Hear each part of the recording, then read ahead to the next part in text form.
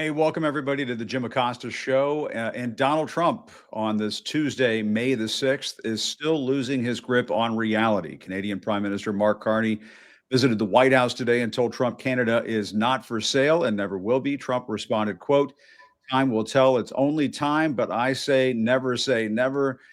Let's bring in our first guest today, Connecticut Democratic Senator Chris Murphy. Senator Murphy, good to see you, sir. How are you? I'm good, man. Thanks for having me.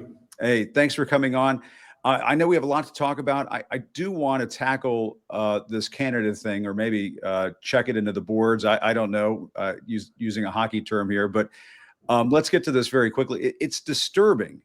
It seems to me that Trump keeps talking about taking over Canada, that he's going to make Canada part of the U.S. Let's watch a clip of that and talk about it on the other side. President, and Mr. Prime Minister, I'd like to get your response to this too. Mr. President, you have said that Canada should become the 51st state. No. Well, I still believe that, but you know, it takes two to tango, right? But no, I do. I mean, I believe it would be a massive tax cut for the Canadian citizens.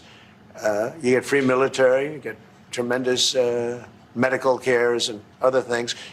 There would be a lot of advantages, but it would be a massive tax cut. And it's also a beautiful, you know, as a real estate developer, you know, I'm a real estate developer at heart.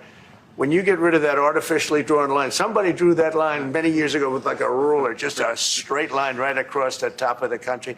When you look at that beautiful formation when it's together, I'm a very artistic person, but when I looked at that beauty, I said, that's the way it was meant to be. But, you know, I do feel it's much better for Canada, but we're not going to be discussing that unless somebody wants to discuss it. I think that there are tremendous benefits to the Canadian citizens, tremendously lower taxes, free military, which honestly we give you essentially anyway, because we're protecting Canada if you ever had a problem. But I think it would really be a wonderful marriage because it's two places that get along very well. They like each other a lot. You know, Senator, and then of course Carney chimed in and said it's never going to be for sale. I mean, it's disturbing that he keeps talking about this over and over. Your thoughts? Listen, I think he wants us to be talking about this because he doesn't want us to be talking about the corruption and the cuts to Medicaid and the focus on increasing taxes for the very, very wealthy. This is, sort of par for the course. Anytime, some news comes out that's, really relevant to the American people, Trump tries to, propose invading and rebuilding Gaza or invading Greenland or rebuilding Alcatraz. This is the stuff to me that doesn't matter, frankly. Yeah. I mean, we're never bright, shiny Canada's not becoming a state. It's like, I guess, fun to listen to, but it literally doesn't matter. What matters is that behind closed doors today, Republicans are putting the finishing touches on the biggest transfer of wealth from the poor and the middle class, cutting Medicaid by massive amounts in order to fund a tax cut for the wealthy. What matters is that Trump continues to operationalize the federal government to benefit himself. These big moves he's made on his Memecoin and his stable coin are just probably the most corrupt thing the White House has ever done. So I think you just have to recognize that you got to keep your eye on the ball. And the Canada stuff is like interesting, but just an attempt at distraction. And I do want to get into your efforts to rein in this Memecoin craziness, but pissing off, arguably our greatest ally, our best friend in the world. That ain't nothing, I guess. Yeah, but that's Trump. When you elected Trump, you knew that he was going to, turn his back on our allies, and that comes at a huge cost to the United States. The fact of the matter is these tariffs on Canada and on Europe are going to cost taxpayers huge amounts of money. And, remember, the only time that NATO has, ever been operationalized, the only time that, we've actually called in Article 5 was to defend the United States after the 9/11 attack. And so, at some point, the United States may need NATO's help, may need Canada's help, may need Europe's help, and they just won't be there for us if this keeps up. So it's just nonsensical. The attacks on Canada, they get headlines, which I guess is good for Trump, but it costs taxpayers money and it jeopardizes our security. It's just stupid. Yeah. Well, let's not play his game then, per your suggestion, put very kindly. And let's dive into this Trump, because I've been obsessed with this, and I'm so glad that you are obsessed with it, because I sort of feel like this is one of the things that is just not covered enough. I was talking with Mark Warner yesterday about a different level of corruption going on with Elon Musk and Starlink. This is different, but under the same category of just what the hell is going on in DC. But CoinDesk is reporting this, of all places. Trump's personal involvement in crypto has inspired a vigorous Democratic response in the Senate, including a new bill from Senator Chris Murphy to ban presidents and their families from dabbling in meme coins or issuing other financial assets. Let's talk about this. Why is this necessary? What's been going on? I know you must know this front and back. So I guess hit us with what's going on here. Well, Trump's meme coin and now his stable coin, and I know it's sort of hard for a lot of folks to know the difference, but Trump's crypto coins are the biggest scandal in the history of the presidency because it's corruption at scale. Trump's meme coin is making Trump tens of millions of dollars, and we have no idea who's paying him because all of the transactions are done in secret. So it is basically set up as a mechanism by which any CEO with business before the federal government, any sort of Gulf prince, any foreign oligarch can just send Trump money by buying a whole bunch of coin or helping to inflate the cost and whisper to Trump or Trump's family member, what they want from the federal government, and they likely have a really good shot. In fact, the CEO of a big international trucking company just actually said it outright the other day. He said, I'm buying $20 million. My company is going to buy $20 million of Trump coin because that's how you get something from Donald Trump. I think my business will get what it wants, better trade rules for my business if I give Donald Trump $20 million, right? If a mayor did that, if a mayor put out a sign out front of City Hall and said, give me $1,000 and I'm willing to, give you your permit for, your new garage, he'd be run out of town on a rail in a minute. And yet Donald Trump is doing that not with hundreds of dollars or thousands of dollars. He's doing that with tens of millions of dollars. And we sort of look the other way. He's selling the White House. He just announced the other day that if you're one of the top 25 buyers of his crypto coin, that he'll give you a special secret tour of the White House. I mean, does that include the Lincoln bedroom?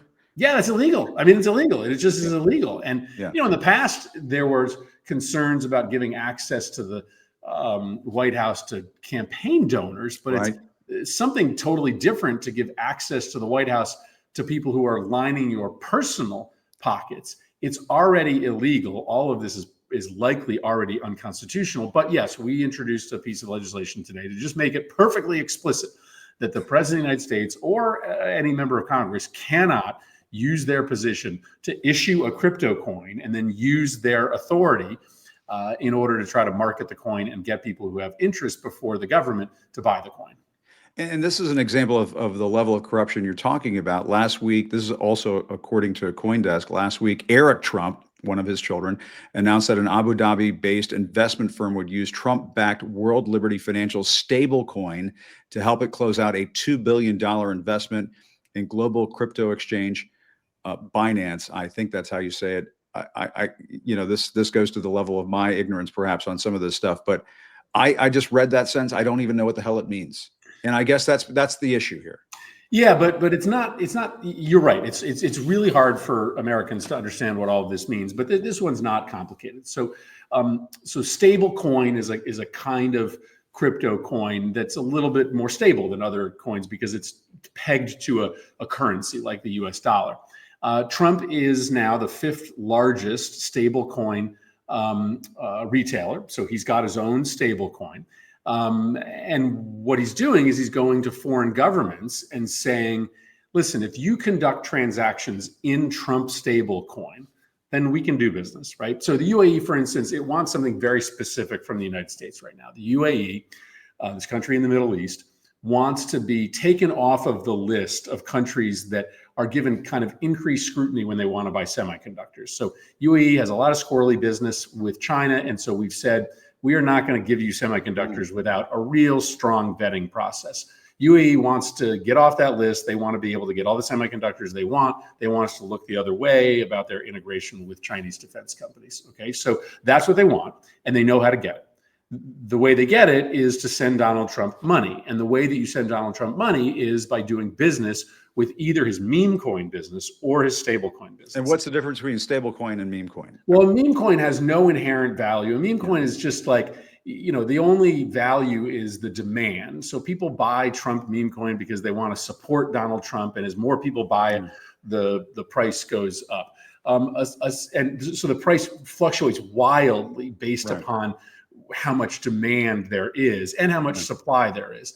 A stable coin is different. A stable coin, its valuation fluctuates in a much less chaotic way because it never moves too far from the value of what you call a fiat currency, an actual currency like the US dollar. So a stable coin is different, and it is something that you would potentially use to do a big international transaction if you didn't want to do it in dollars. So Trump is now saying to foreign governments, okay, instead of doing it in dollars, do it in the Trump coin. I'll make a ton of personal money off of it. And in exchange, I'll get you what you need from the federal government. So instead of doing deals with foreign governments in which the foreign government gives the United States something we need, instead, the deals are being done so that Donald Trump gets personally enriched. They literally just send money to Donald Trump's pocket. And then the United States gives the country, the taxpayers of the United States, gives this foreign country something they need. I mean, you just can't invent a more basic brazen corruption than that, but it's happening right in front of us in the newspapers. Well, and on top of that, I mean, this is just being reported today in the Financial Times, and the New York Post aggregated a group of cryptocurrency traders banked nearly $100 million in profits through suspiciously timed transactions involving First Lady Melania Trump's cryptocurrency token. This is according to the Financial Times. Minutes before Melania Trump publicly announced the launch of her Melania cryptocurrency, 24 digital wallets rapidly purchased large quantities of the token, netting a collective $99.6 million windfall. I'm trying to imagine, Senator, and one of our viewers commented, Trump is shooting somebody on Fifth Avenue and getting away with it. But I'm trying to picture the rage coming from Fox News if there were an Obama coin or a Michelle Obama coin. Right. Right. No, it's and it's really, again, it's not actually that hard to understand what happens here. Anytime that Trump talks about the meme coin online or announces one of these sort of big, new benefit programs like giving access to the White House to people who buy the coin, the value of the coin shoots up because it's just related to demand. So a whole bunch of people read that tweet. They buy it in bulk, the price goes up. So if you have advance notice of a Donald Trump tweet, you can make a ton of money because you buy it right before the tweet goes out. The price spikes. It normally always comes right back down, but you can buy it ahead of the spike and then sell it 20 minutes later. That's insider trading. It's 100% insider trading. It's 100% insider trading, and it's happening all the time. And that article you're referencing is another version of it, where right before you launch a coin, you give your friends, the first crack at it, so you buy it before the price spikes. That's what happened with the Trump meme coin issuance, is that it spiked really high right at the beginning. And so if you were one of the first purchasers, you had advanced knowledge. Listen, it's just so corrupt. It is absolutely insider trading. And it's fleecing his own people because it's like a Ponzi scheme. The people who get in early, they get the maximum benefits. People who invest at the end, Joe Schmo from Kokomo throws in 10 grand, 20 grand at the very end before it crashes back down. He's out thousands of dollars. And people have lost a ton of money off the Trump coin because it did, jump up to, I think, $35 and then settled back down in the teens very quickly. The same thing happens, with investments in the market. So when Trump announced this pause on some of the tariffs and the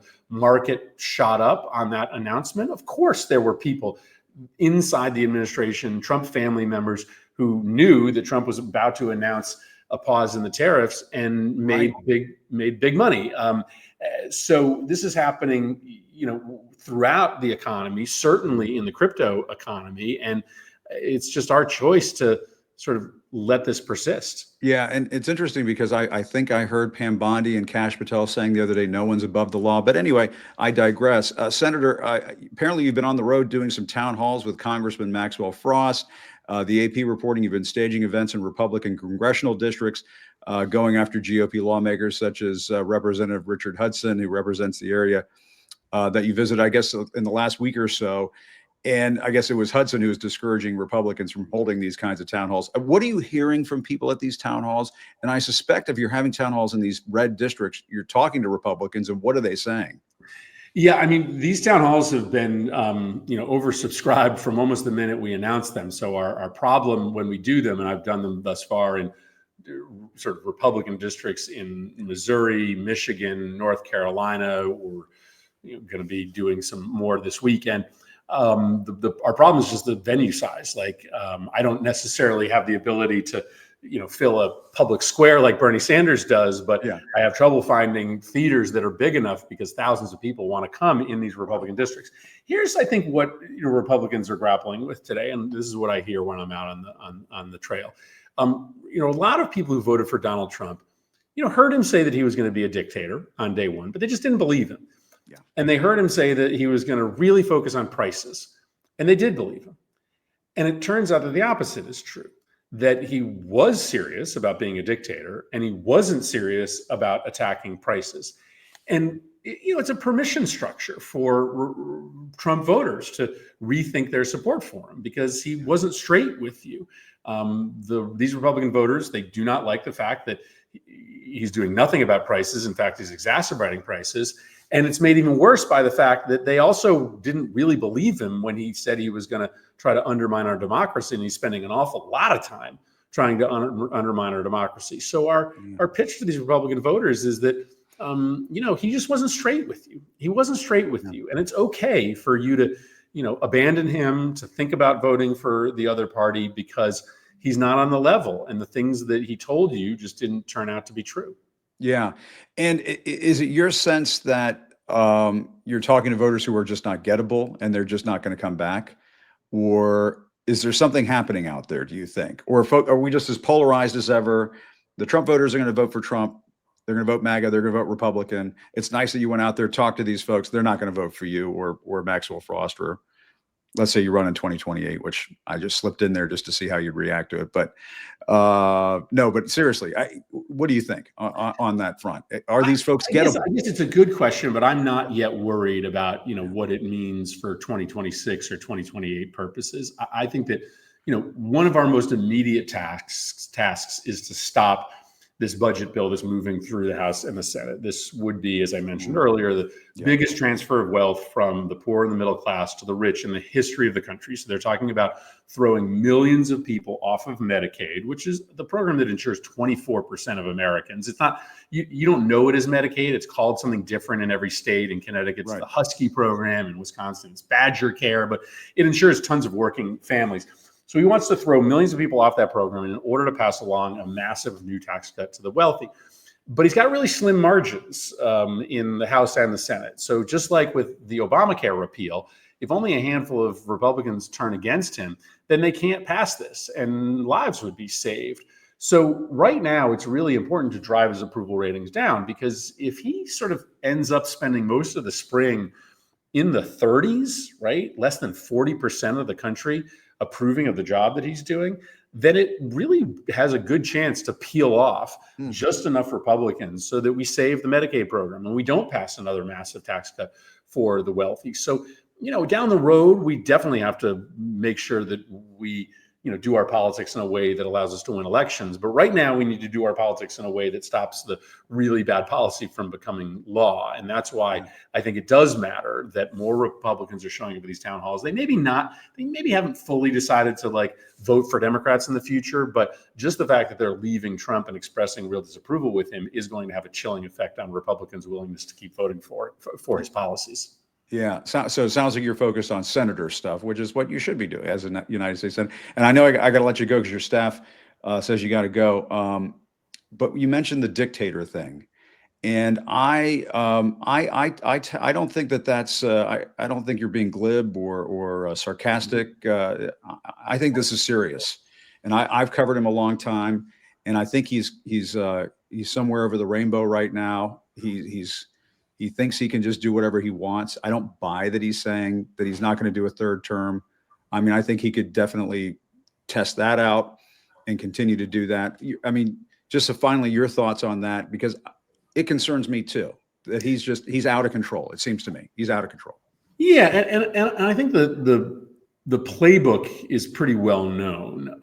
There are countries, a lot of countries in the world where there are still elections. I mean, there's still elections in Russia, but even in countries that are less autocratic than Russia, Hungary or Turkey, there are still federal elections, but the ruling party, the regime, never loses, and they never lose because they've rigged the rules just enough so that the opposition never has enough oxygen to ever get over the top. And that's what Trump is trying to do here, right?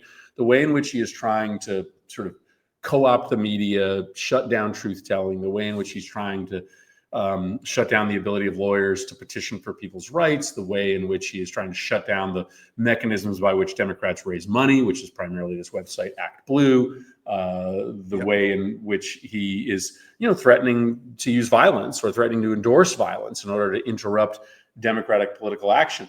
It all is in service of ultimately just degrading the mechanisms of accountability in a democracy so that he can never lose. And he already has one major information platform, Twitter.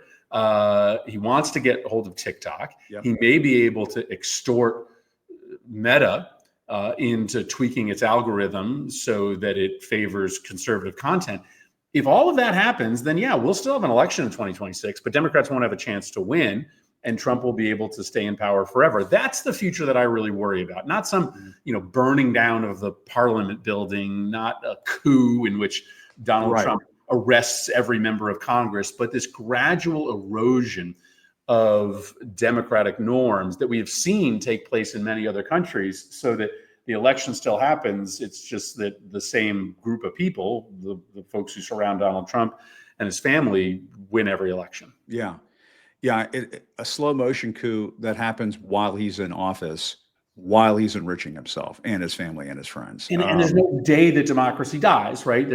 It just, you wake up one day and, oh, wait a second, I can't get anybody to turn out for my protests against Trump because they're going to lose their job if that happens. And there's half as many journalists willing to tell the truth. And the algorithms are now controlled by the regime. That happens all very gradually, and before you know it, you just are not living in a democracy any longer. That's happened before all around the world, and we should not be so full of hubris to believe that it couldn't happen here. Yeah. Senator Chris Murphy, thank you so much for your time. Really appreciate it. Enjoyed the conversation. Good to see you. All right. Thanks a lot. And I do think, folks get accused, I guess maybe yours truly included, of being hyperbolic and saying, oh, well, democracy is on the line here and our way of life is on the line here. I'm so glad to talk to Senator Murphy about that and to hear from somebody who's very serious about these issues, who puts it in a very thoughtful, easy to understand, easy to digest sort of way. And to me, I mean, the scenario he laid out is perfectly plausible, something that could easily happen in this country. I want to, if Molly is waiting, I want to bring in Molly Jong-Fast because I always enjoy our conversation. Hey, Molly, how you doing? Good. How are you? Good. Can you hear me? I can hear you. We came to you just as the siren was going up 2nd Avenue or wherever the best. You're so lucky. I love New York. A dream. Forever and ever. Senator Murphy, one of the reasons why I wanted to have him on is he's really hot on this Memecoin thing, this Trump Memecoin corruption thing, which it's just outlandish. It's just out in the open. And I guess when they do it in broad daylight, you don't call it corruption. Is that the thinking here? No, I mean, I think you do call it corruption. And the New York Times had an article about the Memecoin and the boys enriching themselves and the just incredible corruption, really catastrophic level stuff. I think we know what it is. I mean, the question of, how we prevent the sort of, how we protect these norms and institutions, how we prevent the authoritarian creep and the creep towards authoritarianism from engulfing all of us a real question. Yeah. And I mean, the other thing I was talking to Murphy about was, this silliness in the Oval Office with Trump and Mark Carney, and Trump is saying, it takes two to tango, and I still want Canada, and look how beautiful the map will be if we erase this. Imagine, when he says these things, it's hard for me to say him back in the words that he's using, because I sound crazy saying these things. Murphy was saying, we shouldn't talk about this stuff because it's the bright, shiny object. But our friends in Canada don't like it. I mean, here's what I would say. Yeah.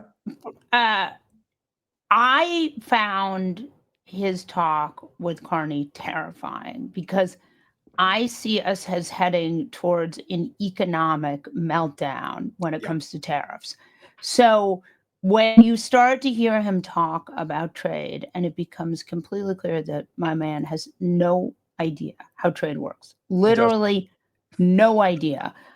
When he was saying, well, they make cars in Canada, but we don't want to buy Canadian cars anymore.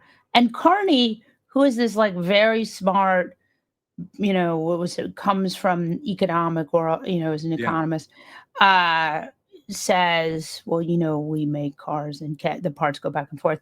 And he says, we're not going to buy Canadian cars anymore. And it's like, no, sir. I was like, they're just going to all go around us, because we are in a period when we were supposed to have 90 deals in 90 days. So far, we have 0 deals in 0 days. Yeah. This pause ends in mid-July. We have empty shipping containers. I mean, we are looking down the barrel of a go to the grocery store and there's nothing. There are, there aren't 5 different kinds of paper towels. There's 1 kind of paper towel, and 4, or 5. There's some grocery stores, there's 10 different kinds of paper towels. I don't think Americans understand. See, the authoritarian creep and the anti-democracy stuff is real bad, but the thing that's going to just unravel this presidency is the anti-capitalist stuff. Yeah. And that is, when my man is like, they had $25 and now they'll only get 2. And I want to just... I love that. I just want to I was interviewing for my podcast, Fast Politics. Yeah. Please join us. It's Please always totally join separate thing. Even if we're on at the same time. That's Molly. Right. Exactly. But I was talking to Governor Beshear, and I said, the 25, the $2, and he said, and again, was really important that he said this. He said, it's not going to be $25 to $2. It's going to be $2 to no dollars. Right. And that's what this is about, right? This is about people aren't going to be able to afford to buy their kids Christmas presents because Donald Trump doesn't understand how onshoring manufacturing works. Well, all those little girls out there who have 20 American Girl dolls are going to clean up big, is what's going to happen on the American Girl doll exchange that is coming to eBay, an eBay website near you. But the point is, there is a lot of really scary authoritarian stuff that this administration is trying to do, but the thing that's going to sink them, for better or worse, I ultimately think it's for better, because we do like American democracy, is going to be the tariffs. Well, and he screwed himself. Oh, no, there's no question. He screwed himself on the economy the last time in 2020 because of the way he fucked up COVID. He screwed up COVID to the extent that he exacerbated a pandemic, which exacerbated the economic situation in this country, which screwed him in the end. Come election time in 2020, people had no confidence that he was going to get us out of it, and so on. This time, he's the virus. He's the pandemic. Well, and I would add one other thing, which is one of the things that Biden world did that was bad was they couldn't message, right? They just couldn't explain what they were doing. Now, I'm not going to get into why they couldn't explain it, but they just couldn't do it. So nobody, they Chips and Sciences, which was about onshoring manufacturing. Nobody understood what the fuck it was, right? It was onshoring manufacturing. No one understood. Okay. But one of the big things that Biden world did brilliantly, and that I think they didn't get much credit for, was inflation. So we had a real perilous moment with inflation. Correct. And the reality was, it was transitory, sort of, right? You turn on the supply chain and it's inflationary. Okay, now here's what's going to happen. We're going to have nothing on the shelves, right? Nothing on the shelves. Maybe we'll only have 4 kinds of paper towels instead of 8 kinds of paper towels. Okay. But here's what happens with Americans when they can't get their stuff. Not happy. They get And pissed. if they get They're pissed and then they hoard. So Yeah. just like in the pandemic, when they turned the supply chain back on, it Mhm. was an epic shit show that was highly inflationary. And it took a long e- time to unwind those supply chain issues. That was a so horror show too. People forget that. so you got the port of Long Beach and the port of Los Angeles. No, ships are down, right? You got Yep. Seattle. We're seeing ships down. So ships are down. Trump is got to get to Chi. Oh, it's just going to be me now. He's got to. It's. I This guess is fancy. Jim, We're getting fancy now. Jim, I don't know if I Jim told has you this. left. No, he's still here. I'm glad he's still here. But anyway, so you have supply chain is off right now with China anyway. So say Trump freaks out and decides he's going to make a deal with China. Say he does that. Even if he does that, which he says he doesn't want to do, but say he does that, we're still going to have nothing coming for 3 weeks, right? So we're 3 weeks Exactly. behind on trade or 4 Yeah. weeks behind on trade. So when you turn it back on, you're going to have more inflation because there'll be less stuff.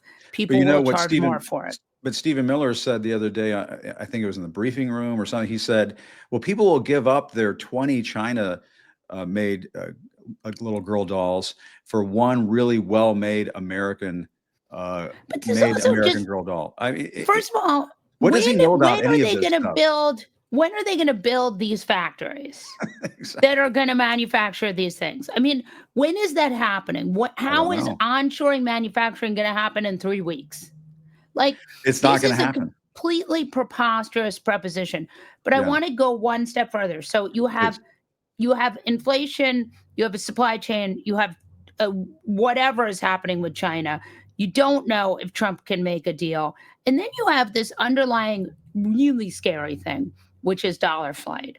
And there is a real world, and we saw this. This is why Trump stopped the trade war the last time. Mhm. Was we saw the bond market showed that America didn't necessarily need to be the default currency. And I think that is something really to be scared about. And then scared the there's shit one out of other people. thing, which I don't think people are talking about enough because it's scary and because nobody remembers history at all. United States of amnesia, we remember nothing, we learn nothing.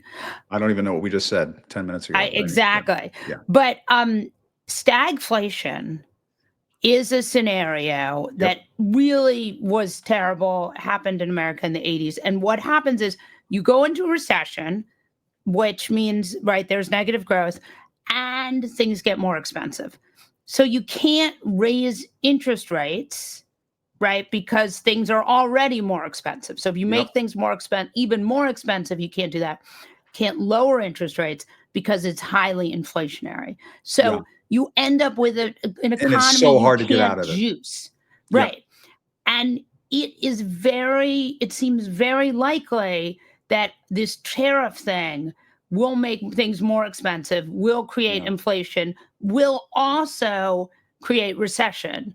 So it's hard to imagine how we avoid this. No, and it's a scenario that will slowly evolve over months and months. It won't be something that he can turn off like a light bulb. You know, when No, he he plays can't. chicken with the tariffs, he can threaten it, he can turn them on, he can turn them off. But once he gets this train moving, where we start heading toward stagflation mountain, that is going to take us into the midterm cycle, and he's not going to be able to turn that shit off. And so he is going to make his bed for himself, and he's going to have to lie in it. Is what's going to happen.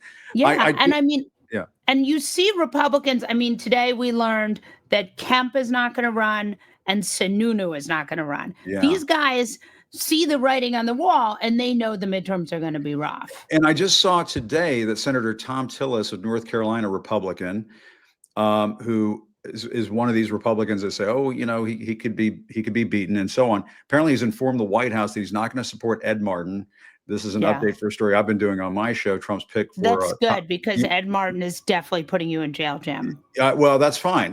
Maybe in Alcatraz. See, first we thought we were going to CCOT. Now apparently we're going to Alcatraz. I don't know if you knew that, Molly, but If it's a choice at least between we're in San CCOT Francisco, and right, if it's a choice between CCOT and Alcatraz, I want to go to Alcatraz. Alcatraz is, at least you got a view of the bay and the bridge. And Much better. I mean, I don't know why they didn't turn that to condos a long time ago, but Tom Tillis says he's not gonna go for Ed Martin, and that may stall that whole nomination. Which I personally, me on my soapbox, that is one of the best things I've heard in a very long time. That nutbird would not become the U.S. attorney in D.C. after January. You don't want to go to jail. I mean, again, I might go to Alcatraz for saying that, but there you go. Tillis is the Jeff Flake of 2020, whatever year this is. Yeah. Prove me wrong, but I think I may be right here. Yeah. No, I mean, I think Tom Tillis is somebody who probably should be worried about stuff. And I have to ask you, Molly. Thoughts, prayers. What the hell is going on with Newark? I know you. Yeah, don't fly out of Newark. You don't fly out of Newark? Nothing good, Molly man. Jong-Fast, I know does not fly out of there, but you're in the tri-state area. I do not fly out of Newark. Yeah, do not fly out of Newark. Look, this is like, I can't believe how stupid everything is. And I should know because we did elect someone who, but no, they fired, Doge came in there and said the federal government spends too much money on poor people and not enough money on tax cuts for very wealthy people. Yeah. It's the wealthiest person in America, said wealthiest man in America who got rich off government tax incentives, who said, we're spending too much money on air safety.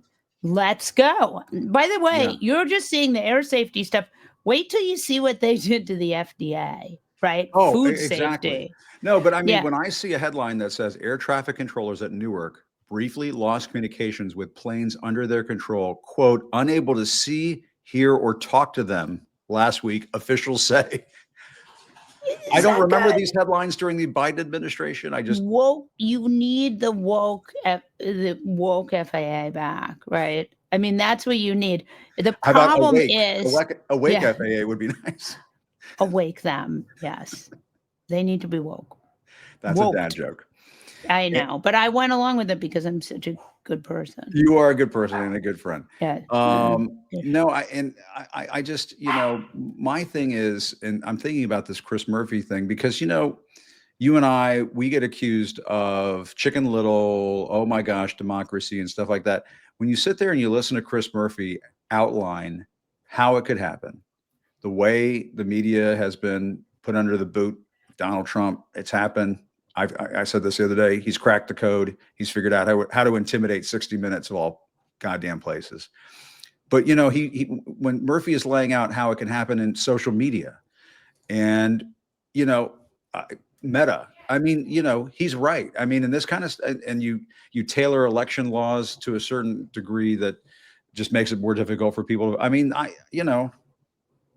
glad to hear somebody serious as sober as he is laying it out because. He's right. I mean, we've seen he's right. Meta is already very right leaning, so I don't know how Meta's gonna get worse.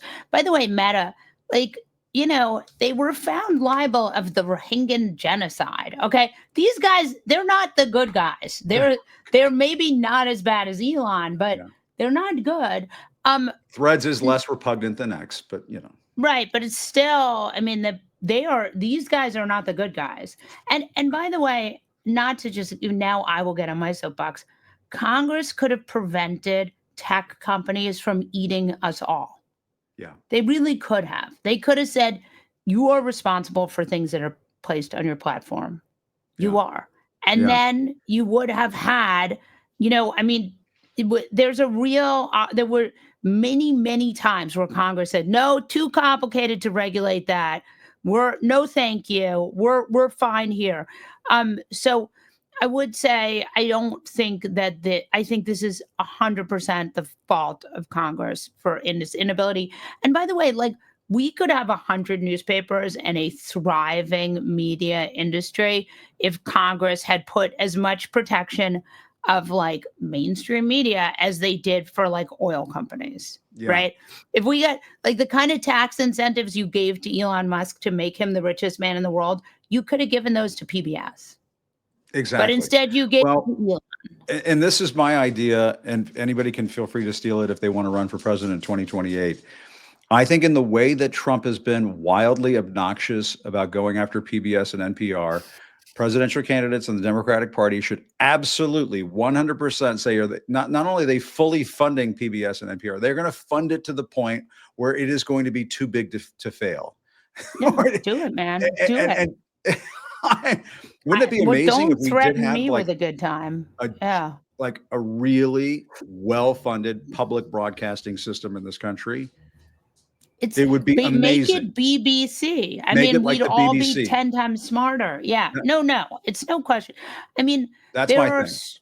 yeah, no, listen, I'll go there with you. It is just a completely ridiculous thing that we have this country where the tech billionaires have been so empowered Yeah. and actual mainstream media outlets are so just destroyed. Can we do 2 seconds on Chris Murphy's beard? Yeah, what was I saw that, and Pete It's Buttigieg has a rustic. beard too. Should I grow a Oh, beard? no. No. No. My It's beard would be rustic like Chris Ted Cruz's Murphy beard, from which is Connecticut. bad, you know. No. There's nothing about you that's Ted Cruz like, and that's sad, but also, wow, it's very fancy in here. Did you But notice yes, this? We've gotten kind of I cool in here. I mean, The it's beards. like it's very fancy. It's very, very I fancy.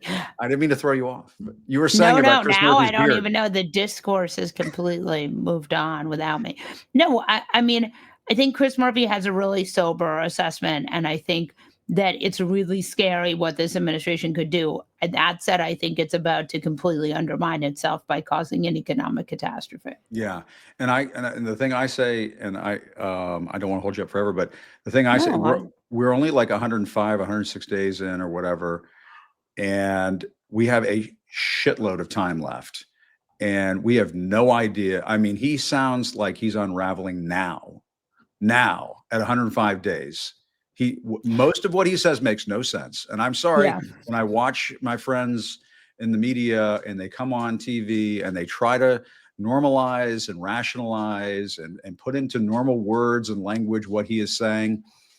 they really Just are doing a lot of work for him. they're Like, doing a imagine doing lot. It's kind it's of not. work for Biden.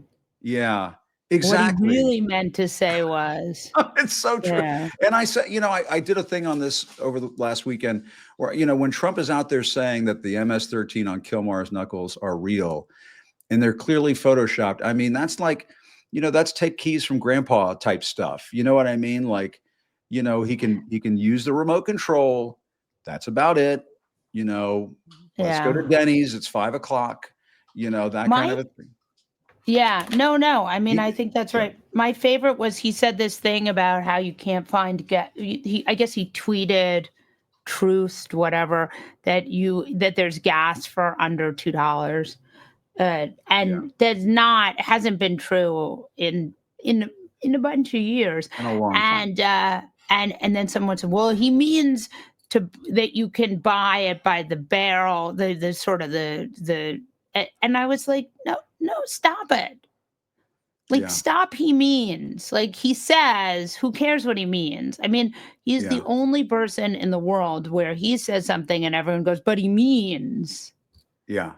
Yeah, this is sane washing on steroids. This is Yeah. insane washing. And I some of this is like I think he's stuck in a mindset of like the 80s and the 90s, and the gas example that you mentioned is sort of in that category. It's sort of like when he talks about I'm going to turn Alcatraz back into a prison again. It's probably because he is remembering like his affection for Alcatraz movies. You know what I mean? And it's just like I mean, yeah. there's a brain functioning kind of issue going on. I mean, he looks, again, he has another, whatever, 1,000. The Economist had really great cover of like a bald eagle looking like it had the shit kicked out of it. And then underneath it said like 1 1,300 days to go or something. Like, can America make it? Yeah. And like, that's The Economist, the That's woke your comment. economist, Yeah. The Economist. This is a magazine that is like written for business people by business people. Yeah. And they were like, Yeah. not looking good. Not looking good. And the other component of the sane washing thing that bugs me is like Gavin Newsom, I guess, put out a tweet because of the tariff on the movie thing that Trump has been talking, which also just maybe if we had just made him a TV and movie star, like in addition to The Apprentice, he had been in a bunch of movies, he just wouldn't have wanted to be president. You know what I mean? And Yeah. and Gavin Newsom put So out a that's tweet. a good California built the film industry. We're ready to bring even more jobs home. We're proving what strong state incentives can do. Now it's time for a real federal partnership to make America film again. Let's get it done, POTUS. And in the meantime, Trump's in the Oval Office today calling him Gavin Newscomb. You know what Yeah, I he mean? really hates Gavin. He really. It's interesting because there are some governors who have played this extremely well and some governors who have not. Yeah. And Janet Mills Janet won Mills. in court. She said, I'll see you in court. That's the Maine governor about trans kids sports. Trump said, I'm going to take away all your federal funding. Mills won. She won. Kentucky. Governor Beshear, again, really doing well, building roads and bridges. He said, he actually said something smart. He said, when they do well with FEMA with us, we're happy. When the federal government works for us, great. And when they don't, we criticize them. And that is the balance, right? That's the balance for a lot of these Democratic governors is you need to be able to get stuff for your constituents. That's your job, right? Is to Yeah. take care of your people, the people who live in your state. And then you also have to push back when he does anti-democratic things, which are what we're looking at with Mills. And we've seen this in other states too. It's a balance. What you don't want is to be found in the Oval Office hiding behind a manila folder. Don't hold the folders up over your. Don't. I think you just stand there and you just try. But also, I think Gavin Newsom, don't make America film again. It's like it's Okay, cheesy. so It's like I don't know. Like he has Charlie Kirk on and Steve Bannon. What are you doing out there? What's happening in California? What are you doing? So here's the thing. I want Democrats to go on every podcast. I think Gavin Newsom should go on Steve Bannon's podcast. But I don't think, right, Gavin, get on the War Room, get in front of Steve Bannon's people. Sure. But don't bring Steve Bannon in front of your people, right? Right. Like go on his podcast. Do what Buttigieg does this. Buttigieg goes into enemy territory, goes into the lion's den, Right. tames the lion. He goes, I'm out of here. Let's go have a beer. Yeah. Yeah, but he's not doing he's not like, let's get Ann Coulter over here so we can showcase her. Yeah. And then not ask hard questions and yeah. Well, no, the whole idea that government officials need to be podcasters. Only Ted Cruz can be a podcaster. Everyone else has to be. It's because Ted is so incredibly charismatic. You did the weed. You brought it charming. back to Ted Cruz. That was very nice. It's It's always about Ted Cruz. And Lion Ted. Lion Ted. Lion Ted. Yeah. What did Trump used to say? He holds the Bible up high and then he lies, or he said something. I can't remember something. Lion Ted and Little Marco. Oh my goodness. And look where we are now. Little Marco Molly, runs the whole administration. He has like 55 jobs. He's Secretary of State. He's National Security Advisor. Is he the Postmaster General? He's the HUD. He's the head of HUD. He's the head of education. Apparently, and he has a shit coin. Marco coin. Marco coin. Why can't we start Little a coin? Little coin. LIL. Little coin. Lil coin, but it would be just a very tiny, be like half of a penny. It would be a hay penny. We'll start. Our coin will be called Neolib coin. Go. Alcatraz coin, probably. Alcatraz coin. Yeah. It would be, please buy this coin to get us out of Alcatraz. It's sort of like when you put the penny in your thing and you smash it and then you get a smashed penny. That'll be our coin. Yeah.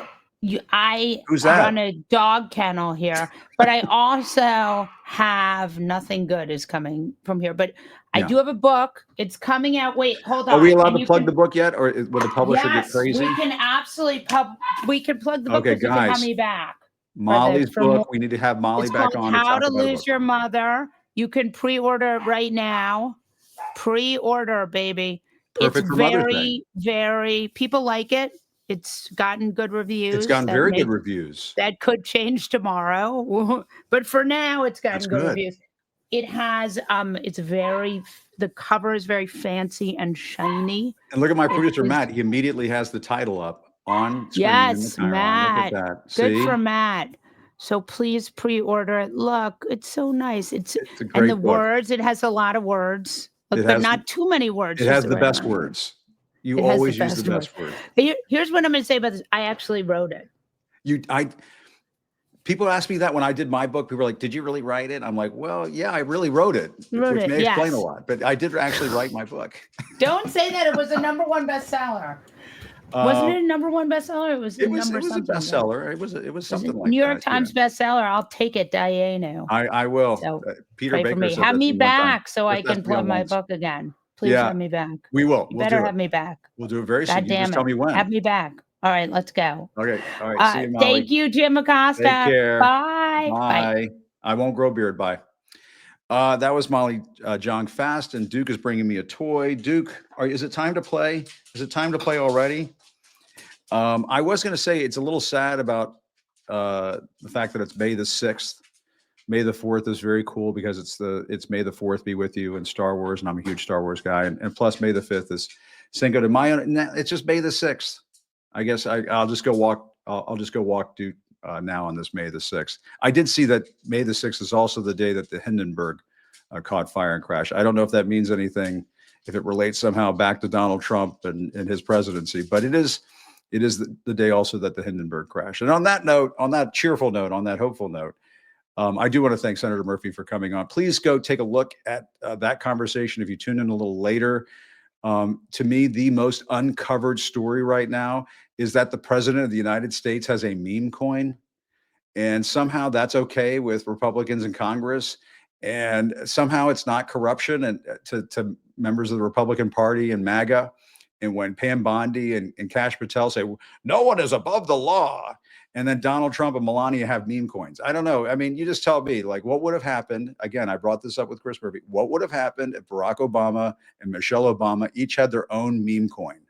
We're each trying to sell a token that basically has no value other than people just getting giddy and spending their hard-earned money on something that probably has no intrinsic value. I just ask you that, everybody. And maybe that does tie back to the Hindenburg in some way, because perhaps that may be what may be coming for our economy if this kind of financial tomfoolery continues and people are allowed to get away with it. I mean, to me, it's just unreal. But my thanks to Chris Murphy for coming on to talk about that. Of course, my thanks to Molly Jong-Fast.